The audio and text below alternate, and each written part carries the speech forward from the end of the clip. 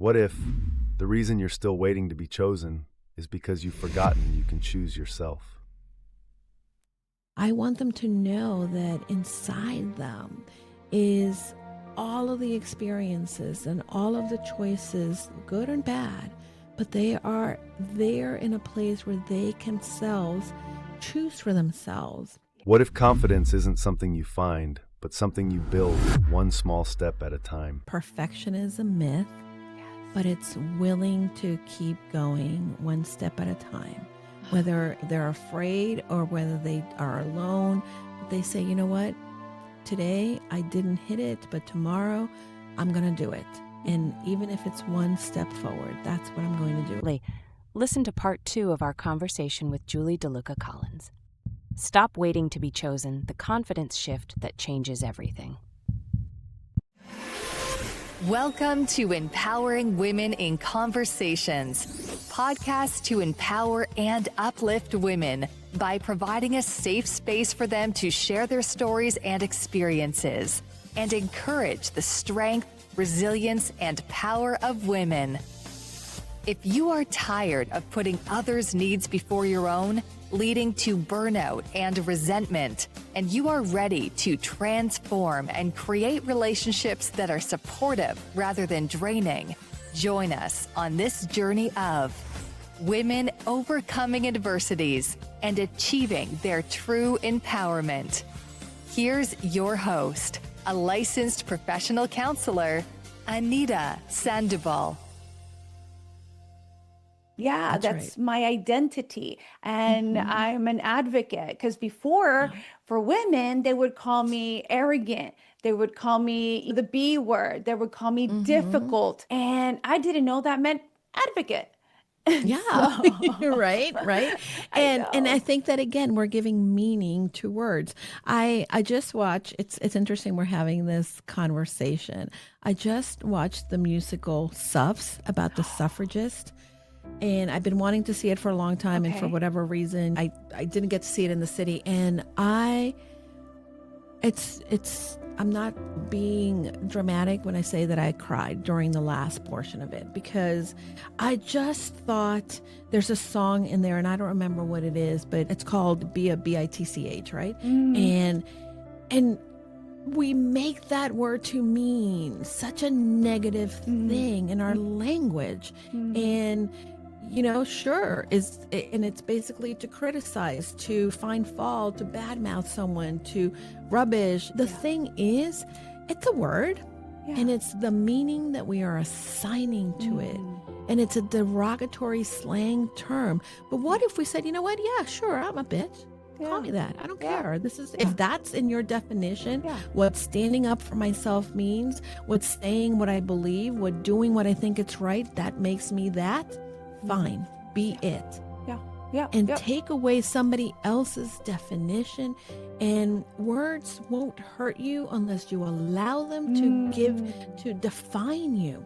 But if you learn to define yourself, and by the way, it doesn't mean that when someone doesn't call me a name, I don't, it takes me a minute. I'm like, oh, and then I think, you know what, if that's what you want to call me, because that's your definition of it, and I know that in my heart of hearts, that I am being strong, I am being an advocate, I am being whatever it is that I'm doing, and that to you is negative, then you're not my person. You're not my person. I will find the people that define what I am doing in the same way I define it, and are my friends, my supporters, and the people that will cheer me on while you are putting impediments in my path. I feel coaching comes in, counseling or support system or community, because that happened to me. I thought I had it all figured out, healthy relationships, unhealthy, and then I forgot that friendships were relationships. I needed to now kind of detangle that and go like, oh, these are not the women I need to be around that talk behind each other's back and put each other down. That was just a joke. It's still an insult. I don't care if you call it a joke, it's still a put down. And so I was shedding my friends like crazy. And then I was alone. And it was so lonely. And I'm like, no, I'm going to start doing new hobbies, new activities. And this time I'm going to look at different types of people. If it happens, it happens, not. But it was so lonely. What do you recommend in this part? Like, how important is the coaching, the community, the support system when you're in this part of the transition?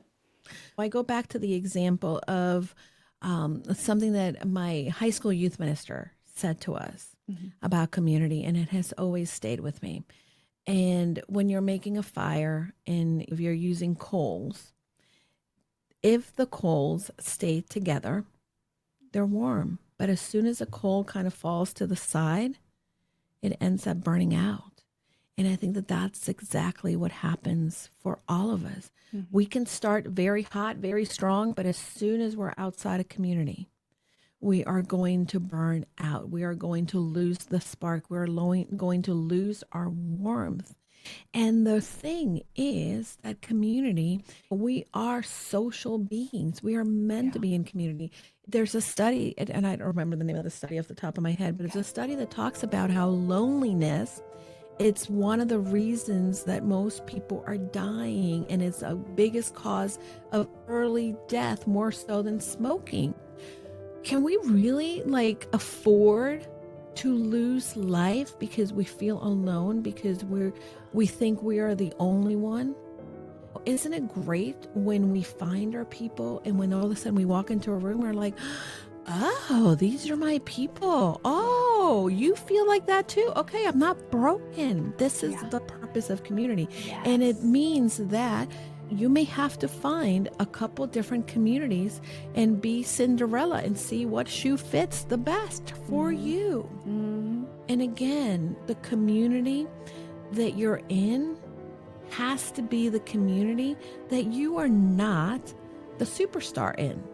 I have communities in which maybe I'm a few steps ahead of people, but I put myself in the communities where I am not the smartest in the room. I am the person who is there to gain from everybody else. You know, you and I, we met through Pat Flynn's community. Yes. I love that community. I love Pat. Why? Because for as much as I know that in that place, I am going to find somebody else that has it more together, that knows better, that can teach me, that I can learn from, and that has been through exactly or similar to what I have been through, so that I can see what the process is, right? And that's the part of community. And it's about knowing that everybody that comes in, whether you know a lot or a little, they have a place that contributes to the common growth of all of us. I want to get that concept because I know February, it's about women who think that partnered up with someone validates their worth and maybe even confidence. I want to discuss how confidence isn't based on the relationship, but it's built. And you mentioned that in the community, that you're not getting confident by a person. Can you describe that distinction? Yeah, absolutely. You know, one of the biggest things that I have found, and I have a community that I run for women entrepreneurs and thought leaders, or women who are starting to become the thought leaders, but they don't come to the community because how great I am. They're coming to the community with their gifts, their talents, and the contribution that makes the overall community better, that makes us the ability to support each other. And I love this phrase. I learned it from a girlfriend of mine, and she was probably my second interview on the podcast 6 years ago. Yeah. And I use it all the time now. And I told her I'm stealing it. I'll still give her credit, but it's believing mirrors. Okay. We are mirrors for one another, and we reflect on each other our goodness, right? And we give each other the reflection that we need to shine. And when I am a little foggy, and if you're in a room full of mirrors, there's other mirrors that you can lean on to see the reflection of goodness you have. And that's really what community is. And for me, if we surround ourselves in a place that is supportive and encouraging and is challenging us to be better, then it's a win-win for everybody. Because guess what? And I'll give you the example. On Wednesday, I have my meeting, my Confident You co-op. It was a mastermind, but now we're calling it the co-op. And basically we have a new member. And here is someone who is incredibly gifted. I've been working with her for a few months, and she has a business in which she helps parents navigate neurodivergency for their kids. But really, there's a lack of confidence in some ways, even though she's incredibly gifted and knows what she's doing. And we were talking about how she should position herself. What are the things that she can do, right, to showcase her skills? And we started talking about her background, and then all of a sudden, there's one thing that has been in the back of her mind for many years. She was an elite athlete. She was in the backup team for the Olympics for gymnastics. And she was able to become successful despite the fact that she has a neurodivergent brain, that when she saw the parallel bars, it was like very difficult for her. She overcame that. Wow. Now, she has never used that as her strength or talked about it and why that makes her better and understand the kids that she is coaching and the families navigate neurodivergency. And guess what? It took a room of individuals that said, holy crap, you what? You did that? You are. And poured into that woman so much so that she was able to get it in, process it. And then when she had a call with this big company, she talked about why she is possibly the best choice for them and now has a brand new client. Wow.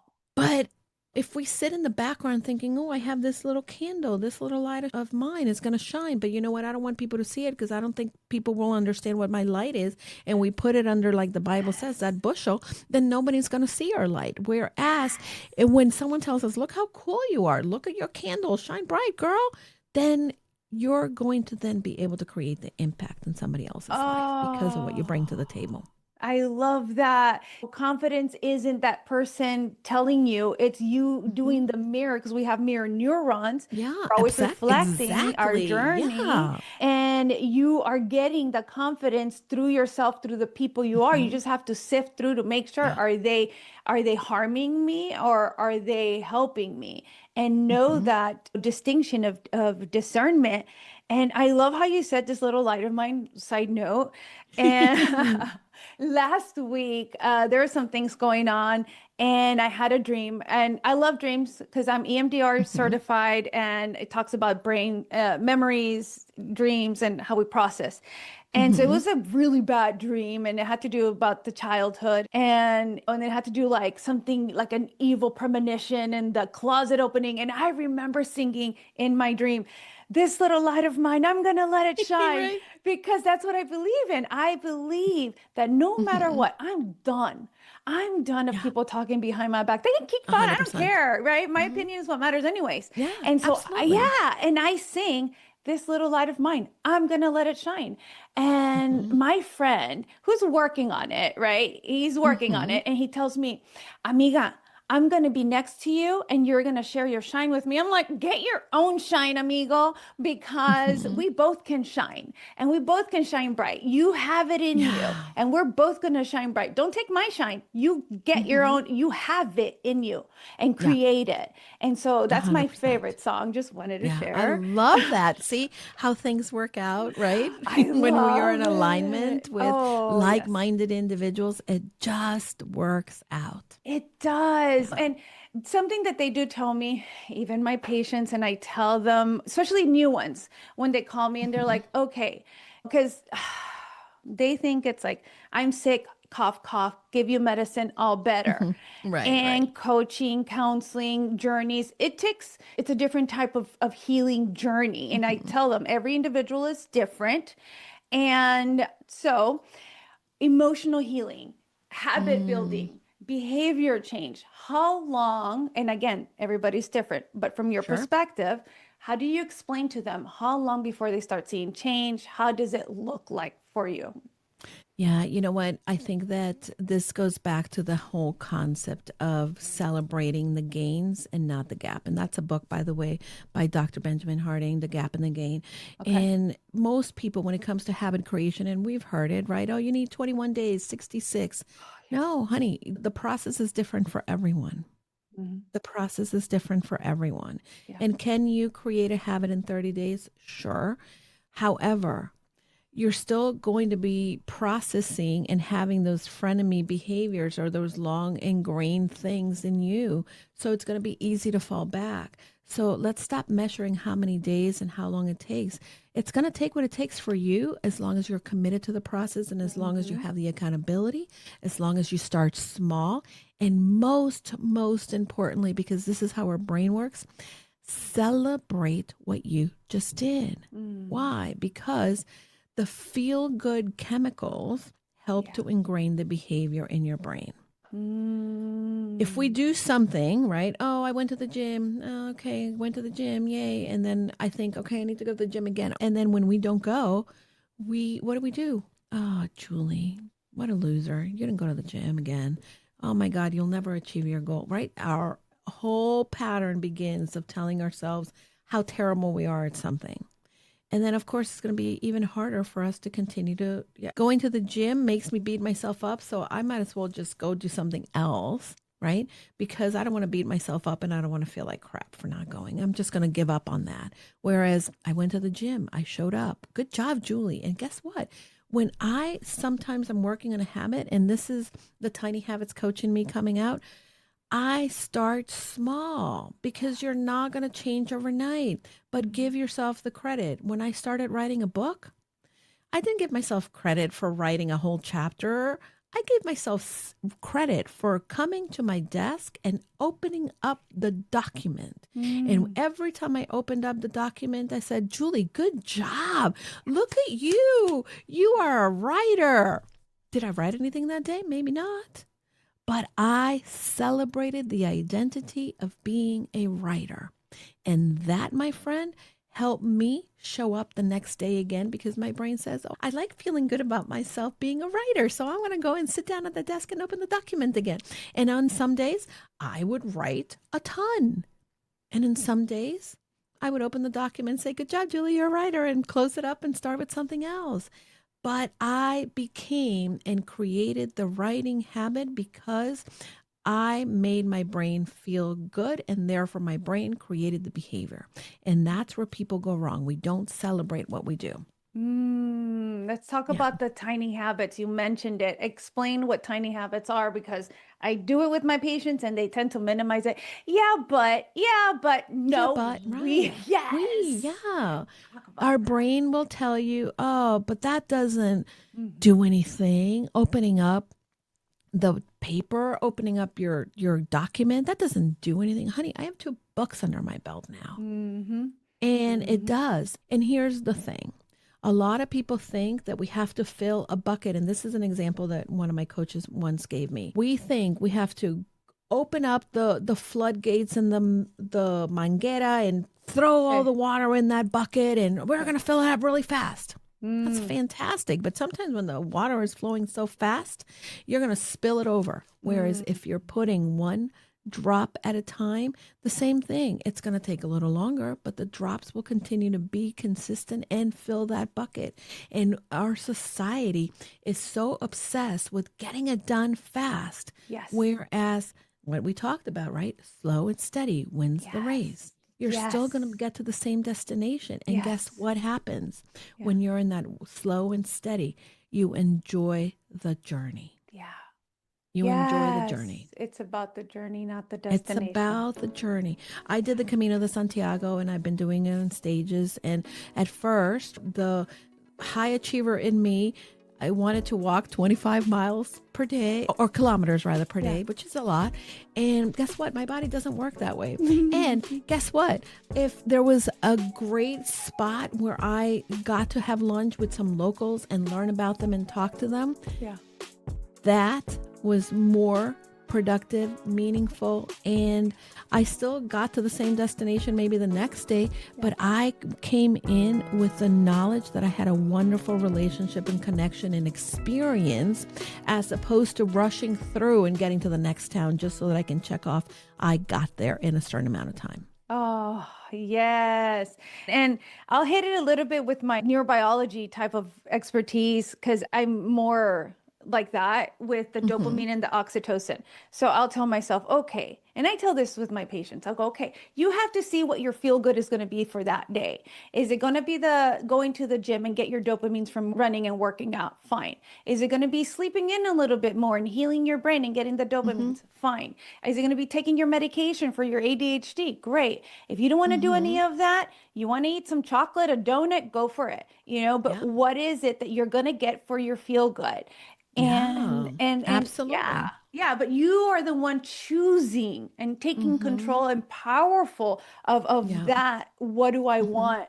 And putting it together with your identity, your values of what I believe in. Yeah. It's just so fun.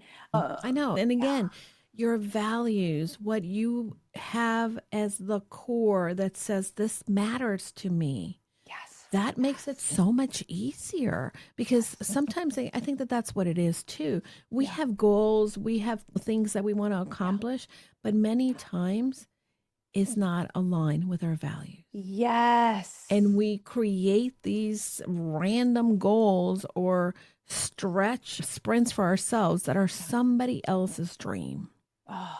Yes. Every time you're trying to accomplish somebody else's dream and you're doing it in not alignment with who you are, what's important and what you value, you're going to fail. You may do it, but not well, and you won't be at peace with what you've done.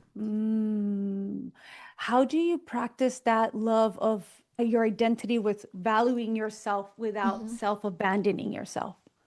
I think that it's a matter of just, again, I often say in my podcast, I'm going to say it again, it's about awareness. Okay. Because we can fall back into the patterns, we can fall back into the keep going and doing, and all of a sudden we wake up and we're like, wait, what am I doing this for?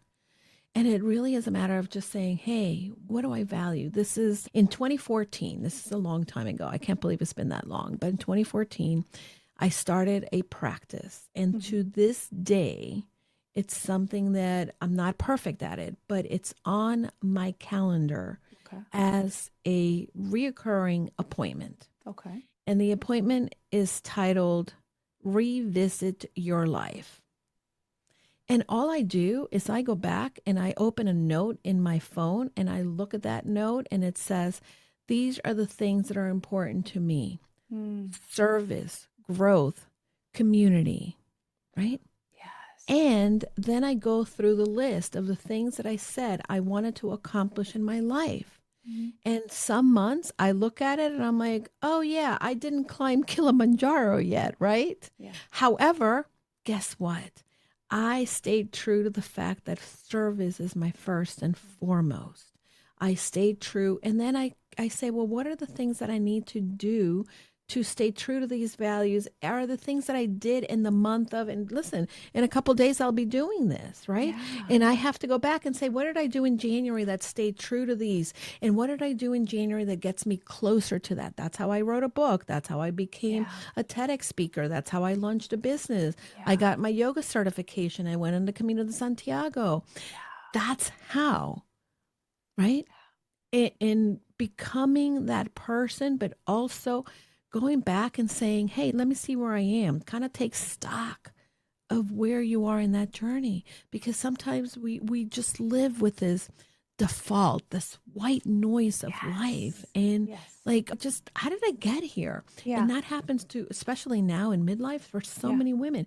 They wake up and think, what am I doing here? Is this what I wanted?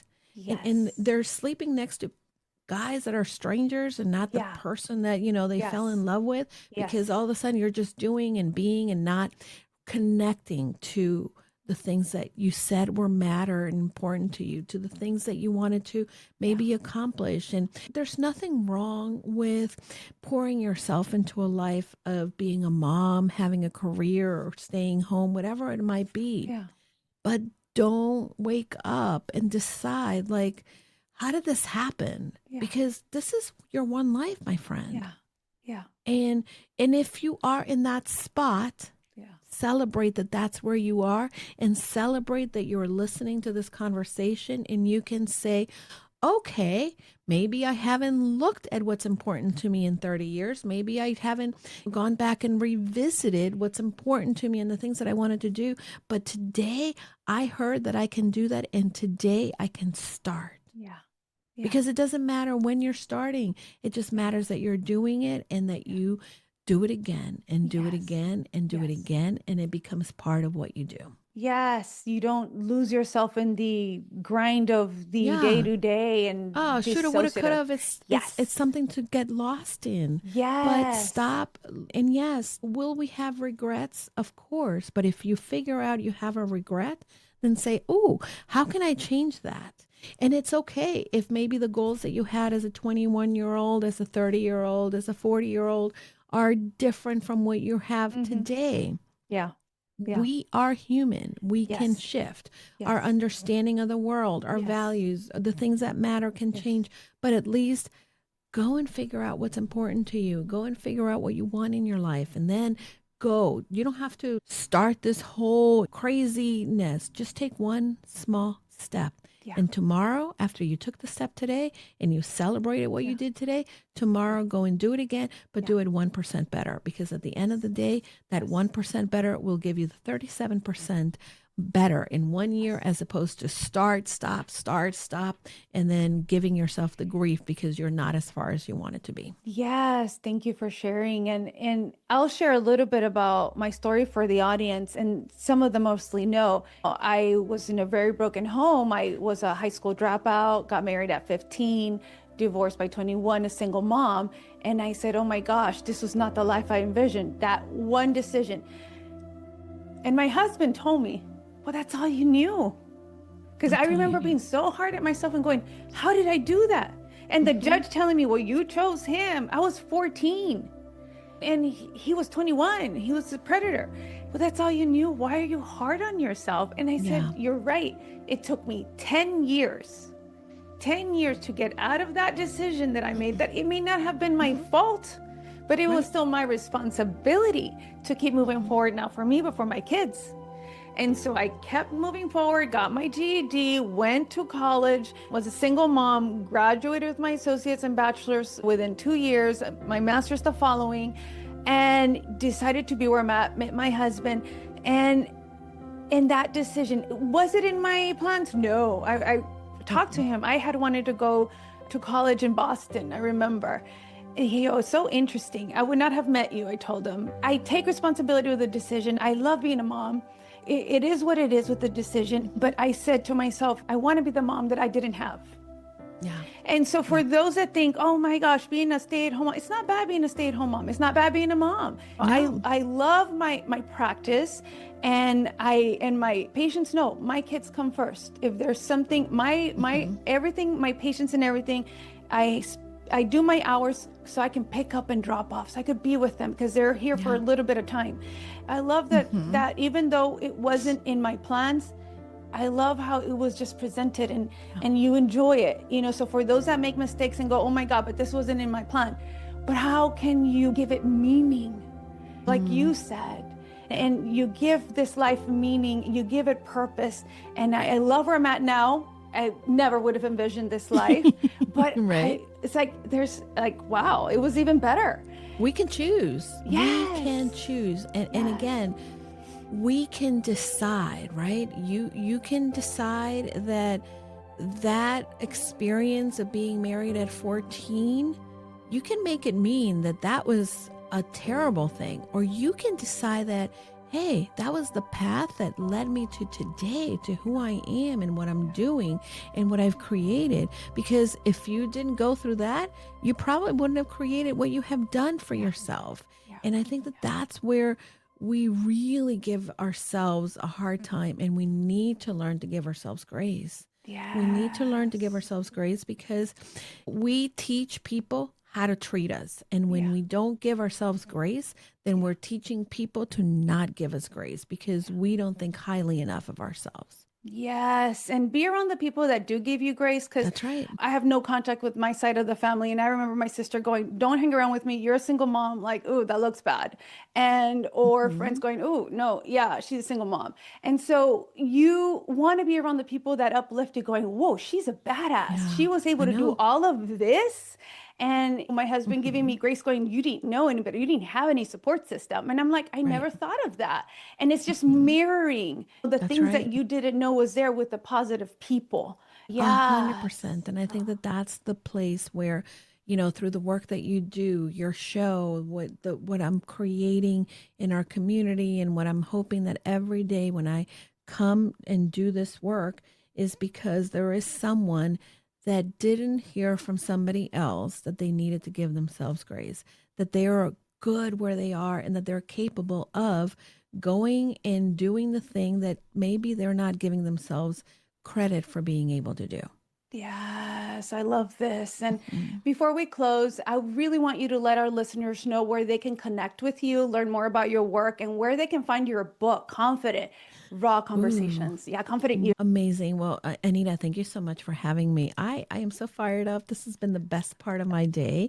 Simply Julie DeLucca-Collins anywhere on the web, but more importantly, go confidently coaching.com. That's where you can find everything, Julie. You'll find the podcast, the book, and how people can collaborate, work with me, or become part of the community. Oh, and listen to her podcast. It is amazing. And her books as well, and who she works with. I mean, who you collaborate with, who you talk to. Just like this conversation, you're going to hear a lot more. And the TEDx, oh my gosh, I love it. Oh, Thank you. love Well, it. it's super fun to be able to be surrounded by individuals who are like minded and are doing the work that it's meaningful in creating a ripple effect in the world. And that's one of the things that I'm so grateful for that I have been able to do in this journey, is surround myself with these incredible change makers. Definitely. As we talk about today about confidence, identity, habits, I always like to end these conversations by grounding us back to the core about our audience and women. And I usually always ask two questions at the end of an Okay, episode. I'm So, in. yes. First, in your own words, what is your definition of an empowered woman? A definition of an empowered woman is one that knows that perfection is a myth, but it's willing to keep going one step at a time, whether they're afraid or whether they are alone. But they say, you know what? Today I didn't hit it, but tomorrow I'm going to do it. And even if it's one step forward, that's what I'm going to do. I think that's empowerment. Yes, thank you so much. Giving yourself Yeah. grace is amazing. And our second question, last one, I want you to imagine something with me. Imagine that far Okay. into the future, everything Mhm. about who you are, your work, your legacy, your teachings, your story was somehow lost due to some unforeseen circumstance beyond your control. Mhm. And generations passed, 3 generations, woman lineage within your family line, a daughter, granddaughter, great granddaughter, niece finds a single handwritten letter from you. You Mm. had this chance through that letter to bestow truth, wisdom, something to help them empower or move forward in that lineage. What would you share in that letter?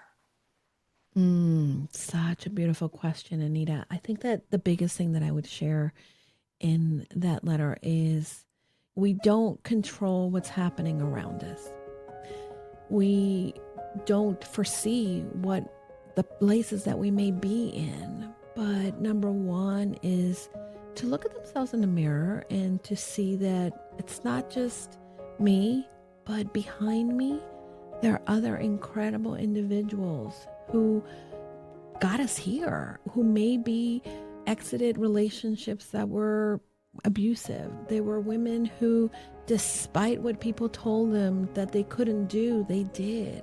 I want them to know that inside them is all of the experiences and all of the choices, good and bad, but they are there in a place where they can themselves choose for themselves what they're going to take from what they have inside them and decide who they are without having to be described by anybody else. Nobody else can define them but themselves. And I want them to know that we can also decide that what's important to us, what's not important to us, and that who we can become is always a choice.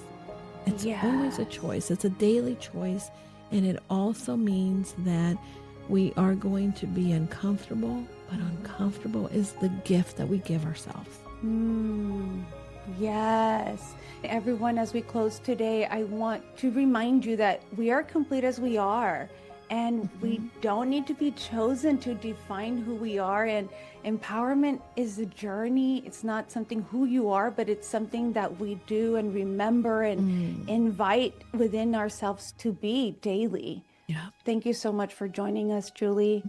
Thank you so much for having me and for creating this beautiful space where these conversations can be had, and that someone who maybe needed to hear this today is going to say, "Oh, I needed to hear that today." And then they will take the next step forward in their lives. Definitely. I'll make sure to put all her information in the show notes, Thank you. everyone.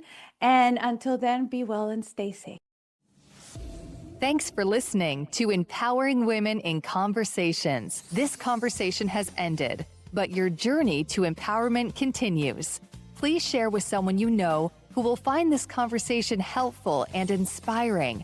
And don't forget to subscribe so you don't miss an episode. Until our next empowered conversation with your host, licensed professional counselor, Anita Sandoval. And remember, we are brave. We are strong. We are compassionate. We are women empowered. Go out there and claim your power.